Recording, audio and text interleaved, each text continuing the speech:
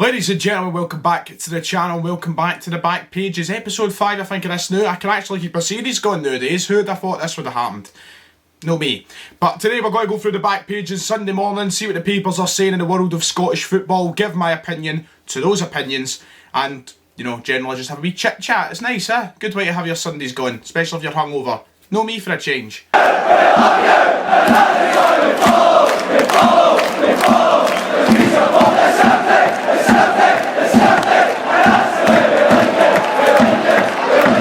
What a day to have this shirt behind me, eh? Moussa Dembele, what a performance last night by him in the Champions League. Single-handedly knocking out Manchester City, you could say that. It was a whole team effort. Leon were superb last night. Man City knocked out before the semi-finals once again. This time, I can't help but smile knowing it was because of the big man. We all knew it. Celtic fans said that the whole 2 seasons he was here, we knew he'd go on to be world class, and I mean his price valuation must have went up by a good 20-30 million last night. But what a player, what a result, well done Moussa.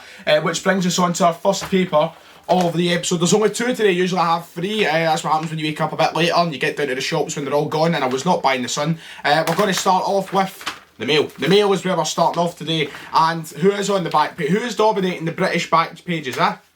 Feels like 2017 all over again. Moussa Dembele is headlining the papers. Duffy's dream is the main headline, but we've got mighty Moussa stuns City. Former Celtic hero Dembele came off the bench to score 2 late goals for Leon and help condemn Guardiola's side to a shock European exit. And I'm sure we're going to be talking a lot about Dembele in here and his time at Celtic, and we'll have a look at that in a moment. We'll see what they're saying. But the headline today on the back of the Mail is Duffy's dream, Brighton defender in standoff over Celtic loan move. So of course there has been a lot of talk over the last week or so, and we talked about it on the channel the other day in the Celtic transfer talk video, about Shane Duffy potentially getting a move up here to Celtic. Now at first I was hoping it was going to be a permanent move, and I thought it would be a permanent move because £5 million or so, I think Peter Law would have paid that for a player of his quality. But you're looking at someone who reportedly is on £40,000 a week, but a loan move for him nonetheless would be fantastic. I mean, if he came in for a season, helped us get to that 10-0 landmark, helped us get further in European competition as well perhaps, then you can't complain with that. It would be a great move for us, and you know, with help with the wages, because it's not easy to pay someone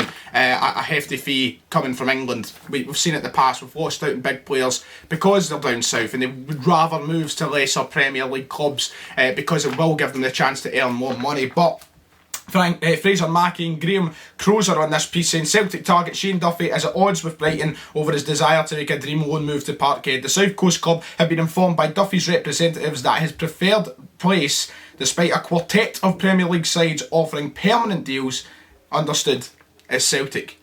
Which is nice to hear. His preferred place is Celtic. Even Leeds United are in from the clubs here that apparently are looking is Leeds United, West Brom, Burnley and West Ham. I mean, you've got teams like Leeds and West Ham there who are 2 of the biggest sides in the Premier League. I'm not saying they're bigger sides than Celtic because of course that would be a first, that's a lie, but he's looking at an opportunity to get a permanent move to big clubs, and still apparently his preferred place is Celtic. So if we could pull that off, it would be absolutely sensational, and I would be very, very pleased if we could bring him in. I mean, he's a boyhood Celtic fan, I believe, as well, so you can understand why he would want to come up here, be part of a historic season, go down as a Celtic hero. I mean, legend could be a stretch, but he would be going down as a hero nonetheless, because if we do win 10 in a row, everybody in that team would be heroes. Anybody who helps us get there. And the other headline in the back is Barisic shuts down talk of a big transfer from Rangers. Fraser Mackey on this again. Borna Barisic has promised that the latest spate of transfer interest in him will not affect his Rangers focus, as he shut down talk of the prospect of leaving Ibrox, which I'm sure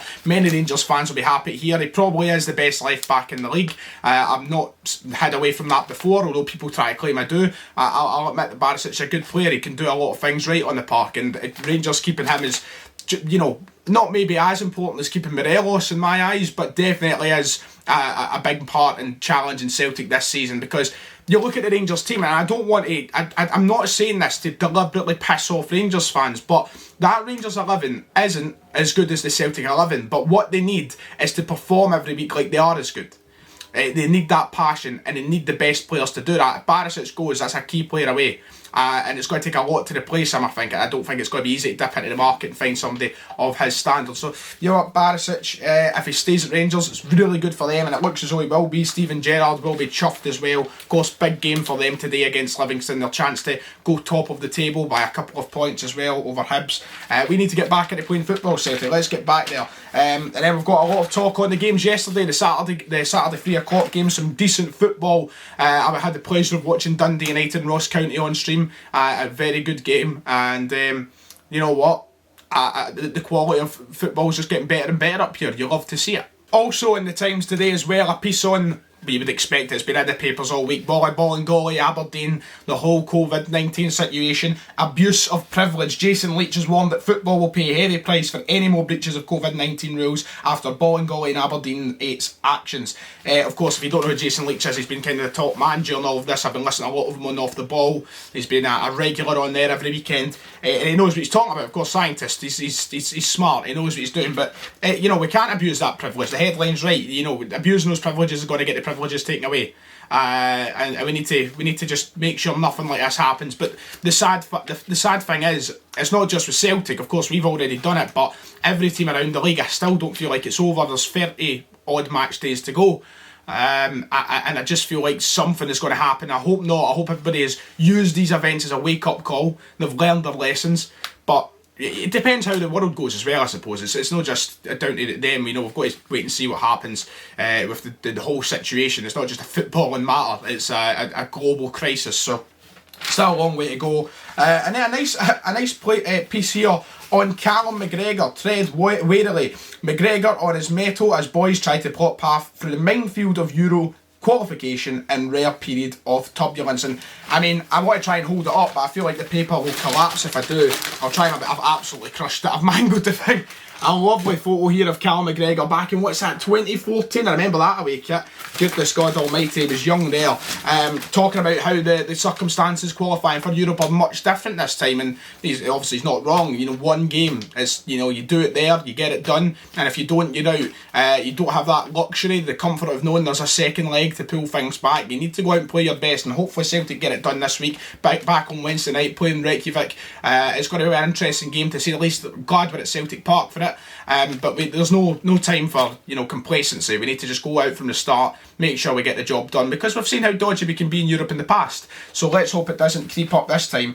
And then continuing on from the back page, Duffy doesn't want to be denied dream move. Now you can get the paper yourself and read more in it if you like, but apparently he doesn't want to be denied the move, so let's hope he isn't denied the move, because we bloody need him. We bloody well need him. So Shane Duffy, hopefully we see him coming up here sometime soon. And finally, to end off in the Times, Dembele ends City dream. I mean, it's fantastic to see him still dominating the British back pages, because he's one of the best players that's ever played in Scotland.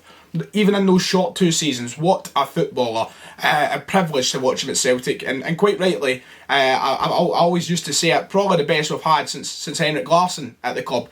There's a toss up between him and Eduard anyway. So there you go. Pep promises to eventually bridge the gap. English football once again. What you're showing? Absolutely nothing. You call us farmers, you call the French farmers, you should be looking at yourselves, because it's nothing but it's just a horrible dream down there.